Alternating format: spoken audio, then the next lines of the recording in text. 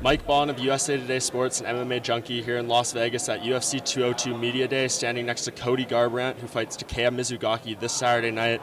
And Cody, obviously a big fight for you coming up. I saw Sean Shelby say in an interview that originally the planned opponent for this fight was Bryan Caraway.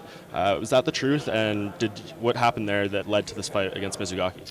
Yes, Bryan Caraway was supposed to be my next opponent. For whatever reason, he had an injury, I guess, that he couldn't fight me, so Takeya was the opponent that was delivered, and I'm looking forward to taking him out this Saturday. Yeah, and I know you had mentioned Bryan as a potential next opponent after your last fight. Were you disappointed that you couldn't get that now, or do you feel like Takeya is a suitable, backup option, I guess? Yeah, Takeya is tough. I got a lot of respect for him. He's been here since the WEC days. He goes out there and fights. You can't make fighters fight, and Caraway doesn't want to fight. I don't think he deserves his number 4 ranking, but that's me. That's what I think personally. But like I said, you can't make fighters fight. Yeah, and what do you think about Mizugaki at this point in his career? I mean, he has the most fight time in WEC, UFC, bantamweight history. He's been in there against a lot of the top guys, top names. What kind of a test is this for you? It's a great test. This is Takeya Mizugaki, a veteran of the sport since the WEC days. Got a lot of respect for him,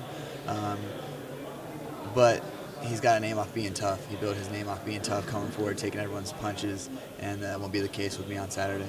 Yeah, and one person whose punches he wasn't really able to take in a recent fight was Dominic Cruz. When they fought, he put him away pretty quickly. It seems like you're kind of angling for that title shot after this one. Do you feel like there's kind of a comparison there, how you would perform against someone like Mizugaki compared to how Dominic did? And do you feel kind of that pressure maybe in a way? I'm not going to compare myself to Dominic's performance against Takeya. He went out there and TKO'd him early in the first round. So I'm just going to go in there and find the openings to get the knockout and then proceed onto my world title shot with Dominic. But I can't compare myself with Dominic's style, and I know that I hit way harder than Dominic, so I know that if Dominic knocked him out, I'm going to knock him out. It's just a matter of finding the opening and capitalizing on the opening in there. Yeah, and has anyone told you from the UFC that if you win this fight, I know Dominic has said in interviews that he wants you to be the next guy. He says he doesn't pick his fights, but it seems like he's going out there pretty clearly and angling for a fight with you. Yeah, I'm definitely in Dominic's head. That's a champion calling me out, and if he wants to fight me, I'm for it. That's why I'm climbing these ranks and knocking these guys out and asking for the tough fights. And I got the champion's attention, so I say we do this before he retires or gets hurt. Is that flattering in a way that he's talking about you, even though you have far less fights than him? You've been in the game a lot, less time. The guy's talking about me a lot. I think he's got a crush on me or whatever it is. Obviously, he's got a crush or whatever it is against Team Alpha Male. But he keeps talking my name. He's trying to ride off of my hype right now. He calls it I got hype, so he's trying to get on my hype train.